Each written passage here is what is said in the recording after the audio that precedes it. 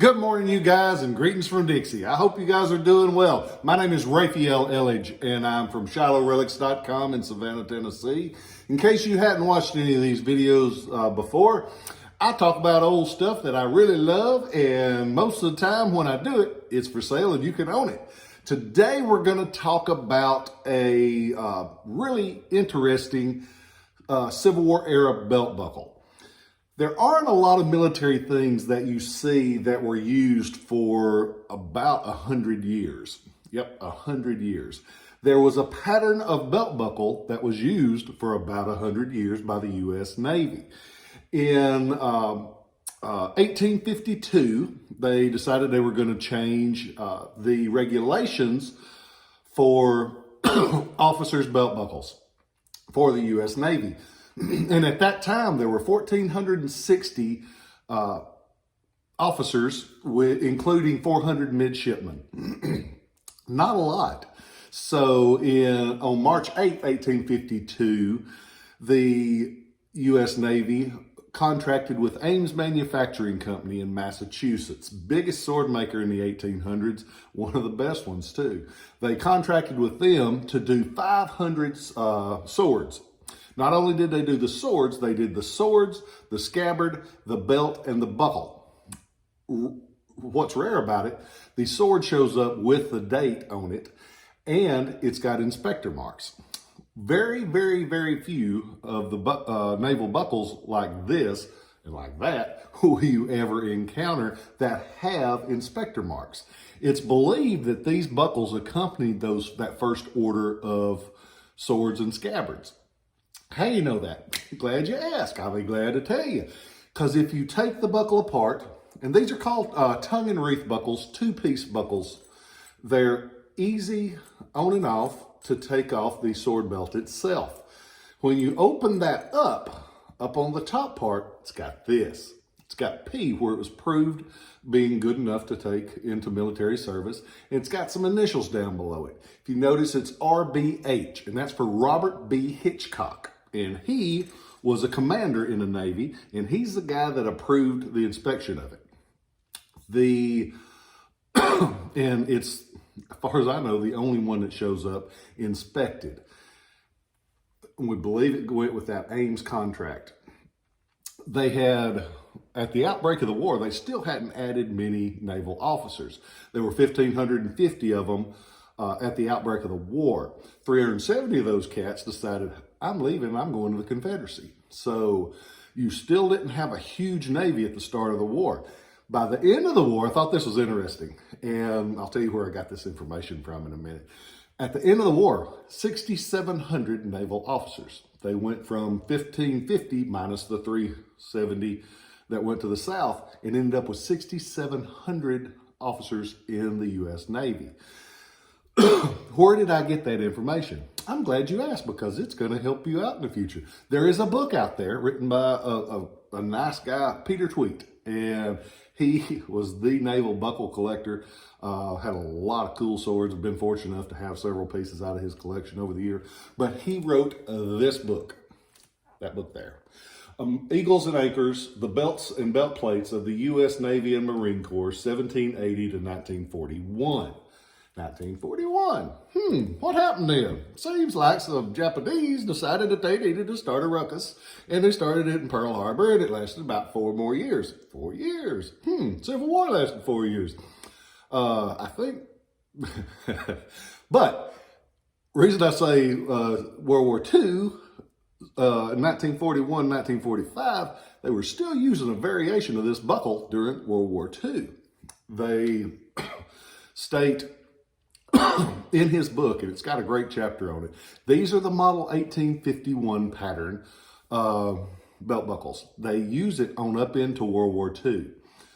They vary. The early ones are like this, where they actually interlock.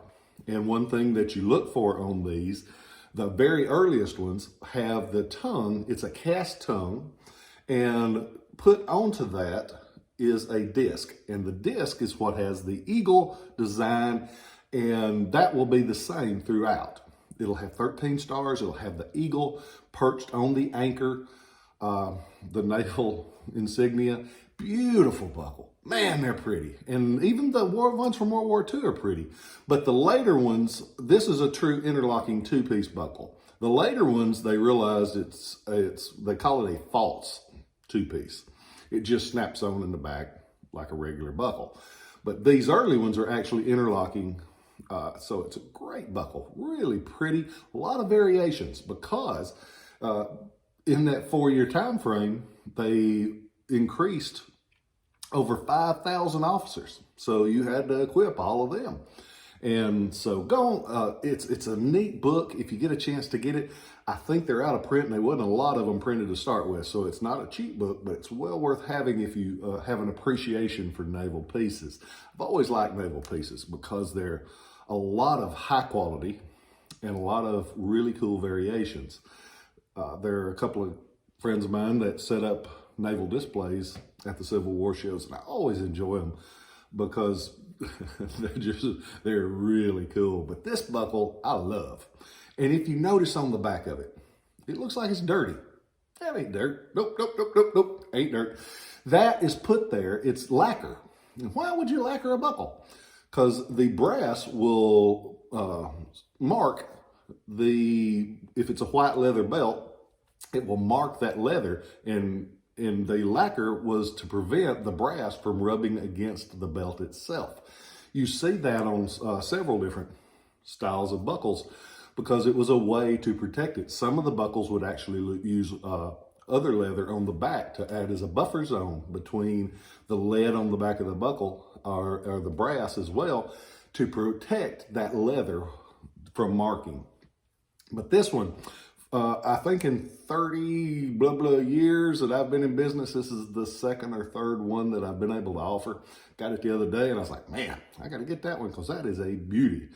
Go on to ShilohRelics.com. You can see this buckle. You can see a lot of other really cool naval stuff. I've got some pretty naval officer swords right now. I've got some very affordable naval officer swords right now. They're really nice. Go on there, check it out. Got a lot of cool naval buttons, Union and Confederate right now. So go on there and check them out. I hope that you guys are doing well. I had something that I was going to, I remember what, I forgot what I was going to say at the end. I try to plan these things out. It might not sound like it, but I do try to plan them out. I watched for the last week, it was election time for students at our high school. And I watched those young people making signs and excited about the thought of running for an office.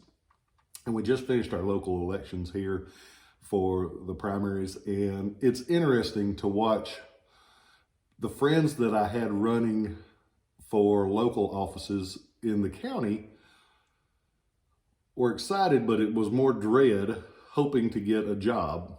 The kids, though, was a different story. It was youth and excitement. And I always say that we were in Nashville last weekend and there was we were sitting there having our peaceful drink and then there was the kids beside us going crazy. And I said, look at those kids with their youth and their taut skin and their ambition. Hate them.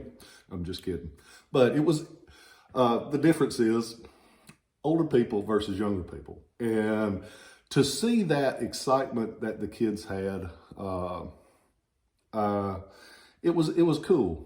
And there is a brightness about being young. And I'm so excited that there are some young people that have that excitement. They wanted to do good for their school. I'm thankful that my daughter Tess ran. It didn't work out the way we wanted, but she has enjoyed the student council and getting to participate in it. And just because she didn't win didn't mean she wasn't planning on helping. So she's looking forward to that. But it's cool. And so if you get a chance, politics these days can make us all cynical and bitter. But there's a lot of good to it. And it was fun watching those kids do that. So the point of that is look around. Some things that we have become very jaded on still have positive parts. And it might take a teenager running for an office that they don't get to see and appreciate the excitement about life. So be a little bit excited about life today. Even if we don't win, we still in the game. We got a chance for tomorrow. I hope you guys are well. I love you all, and I will catch you next time.